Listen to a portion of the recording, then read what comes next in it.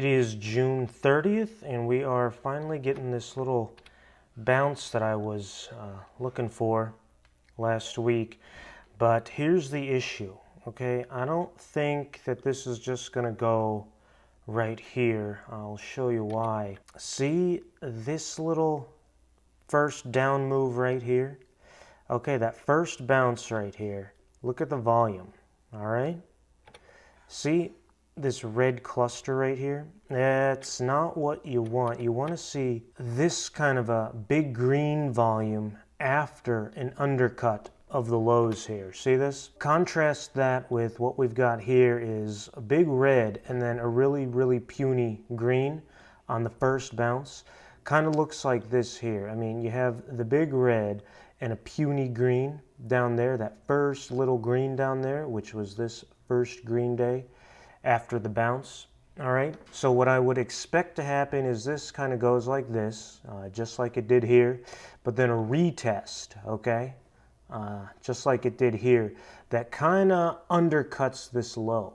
All right, just like we did here, a little bit of an undercut. So I'm looking for something that goes maybe up to 31 over next week, and then kind of comes back down, pierces a little bit, and then the lift off, and then you get a big, really nice volume somewhere that's gonna eclipse all of this volume back here, or at least eclipse these red clusters right here.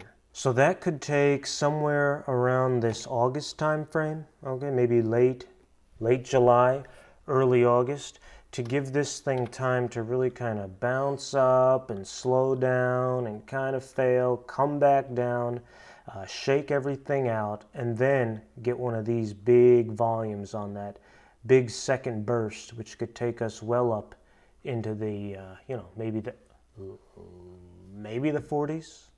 Maybe the high 30s, something like that. And of course, you're going to want to see where after that initial sweep out, set some kind of a stop down there, just like, look, it would have worked right here.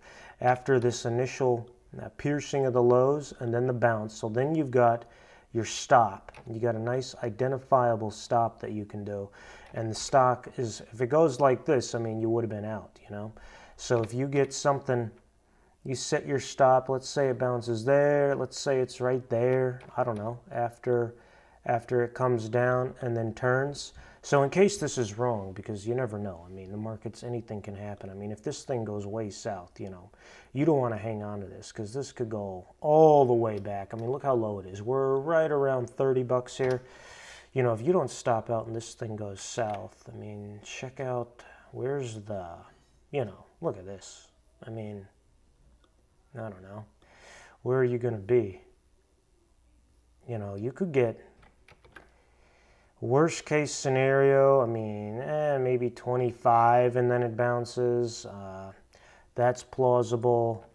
Maybe, you go down to here to test this thing down at 21.50 before you would get some kind of bounce. I mean, that's, depending on your risk. You don't want to be super long for that kind of a blowout to the downside. I mean, look, really, that might be the worst case, is 21.50. So that's plausible for this thing to still be in play. I mean, you could get a move down to here and then the final thing, and it would still be, not totally unreasonable. I mean, look at this low. This was the low during all that, the big shakeout in 2020 when everything crashed until they fired up the QE engines again. So, and then this was the low down here from 2016-ish. So this kind of a trend line is not unrealistic to expect somewhere in here. So yeah, call it 21.50 or so would not be out of the question. So that's the worst case. But again, what I'm looking at, though, is hopefully that's not the case. What I think is going on is going to be another one of these. That's the bottom, just like that. You get the initial rally, so we're going to get something back up into here above 30. hopefully on some good volume, right? And then the final washout that undercuts the low. So we get the final washout that undercuts the low, and then good rally. This one went from, like, call it 27 all the way up until 36 before it topped out.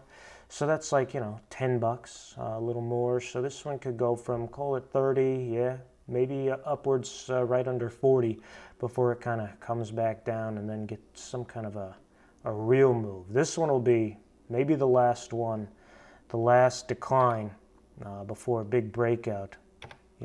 That would be your last buy zone until you get the real move, right? And that one ought to be the big one, when everyone kind of realizes there is going to be no escape from this QE. That would line up right with this September, October time frame where you always get the crashes, right, into November, sometime in between September and November. Usually late September, that's when we got Lehman, the crash in 1929, the October of 1987. Okay, all the big crashes happen around there. So if the Fed keeps on this hiking thing with no end in sight, they're going to break some. They've probably already broken something. So that's going to show up, here in another couple of months. So that would wind up perfectly with the time frame when crashes happen. So I'd look for some kind of scenario like this to play out. All right, thanks for watching.